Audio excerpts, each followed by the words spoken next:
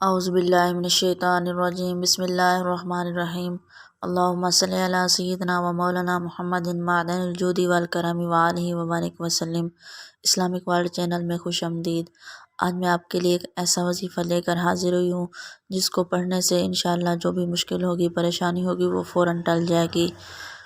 حضرت انس بن مالک سے مروی ہے، وہ فرماتے ہیں رسول پاک صلی اللہ علیہ وسلم کے زمانے میں ایک شخص شام کے علاقہ سے مدینہ کی طرف اور مدینہ طیبہ سے شام کے شہروں کی طرف تجارت کے لیے جاتا تھا، اور وہ اللہ تعالیٰ پر توکل کرتے ہوئے قافلوں کے ساتھ نہیں جاتا تھا۔ اس دوران کہ وہ شام سے مدینہ طیبہ کے ارادے سے جا رہا تھا، گھوڑے پر سوار ایک چور اس کے سامنے آیا اور اس نے چلا کر تاجر سے کہا کہ ٹھہر جاؤ۔ تاجر اس کے لیے رک گیا اور اس نے اس سے کہا کہ تم میرا مال لے لو اور میرا راستہ چھوڑ دو۔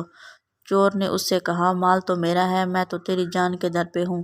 تاجر نے اس سے کہا کہ تم میرے نفس کا کیا کرو گے؟ مال جانے اور تم لیکن میری جان چھوڑ دو۔ فرماتے ہیں چور نے دوبارہ پہلے والی بات کہی تو تاجر نے اس سے کہا مجھے مہلت دو حتیٰ کہ میں وضو کر کے نماز پڑھوں اور اپنے رب سے دعا مانگوں۔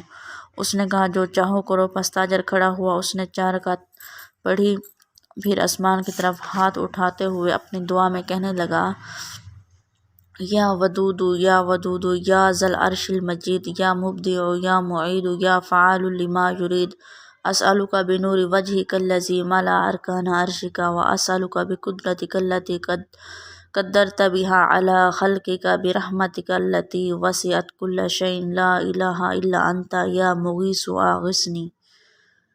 اس نے جب وہ شخص دعا سے فارغ ہوا تو وہاں سیاہ اور سفید رنگ کے گھوڑے پر سوار ایک گھڑ سوار تھا جس نے سبز کپڑے پہنے ہوئے تھے، اس کے ہاتھ میں ایک نورانی نیزہ تھا۔ جب چور نے اسے دیکھا تو تاجر کو چھوڑ کر گھڑ سوار کی طرف چل پڑا۔ جب وہ اس کے قریب گیا تو سوار نے چور پر حملہ کر دیا اور اسے نیزہ ایسا مارا کہ اس کو گھوڑے سے گرا دیا۔ پھر تاجر کے پاس آیا اور کہنے لگا اٹھو اور اس کو قتل کرو۔ تاجر نے اس سے پوچھا تم کون ہو؟ میں نے کبھی کسی شخص کو قتل نہیں کیا اور نہ ہی میرا دل ہے کہ اس کو میں قتل کروں۔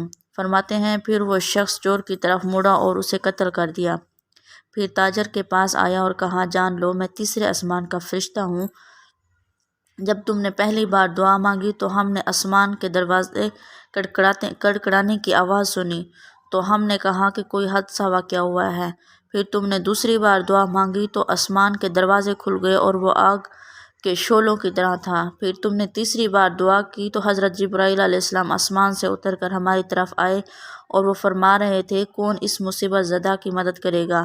فرشتہ کہنے لگا میں نے اپنے رب سے دعا کی کہ مجھے اس کو قتل کرنے کی ذمہ داری سونپ دے، اور اے اللہ کے بندے جان لو کہ جو شخص بھی کسی مصیبت، سختی یا کسی آنے والی پریشانی میں یہ دعا مانگے جو تم نے مانگی ہے تو اللہ تعالیٰ اس مصیبت کو دور کر دے گا اور اس کی مدد کرے گا۔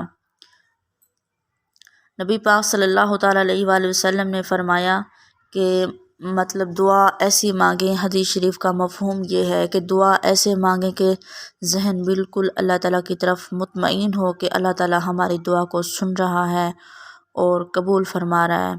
اگر ذہن کسی اور طرف ہوگا تو اللہ تعالیٰ اس دعا کو قبول نہیں فرمائے گا۔ تو ہم جب بھی دعا کریں اللہ تعالیٰ سے تو ہمیں چاہیے کہ مکمل اطمینان کے ساتھ دعا کریں، اور ہم یہ سوچیں اپنی دعا میں کہ اللہ تعالیٰ ہمیں دیکھ رہا ہے اور ہماری دعا کو سن رہا ہے اور قبول فرما رہا ہے۔ اگر میری یہ ویڈیو آپ کو پسند آئی ہے تو اس کو لائک کریں، سبسکرائب کریں میرے چینل کو، اور اپنی دعاؤں میں مجھے یاد رکھیں۔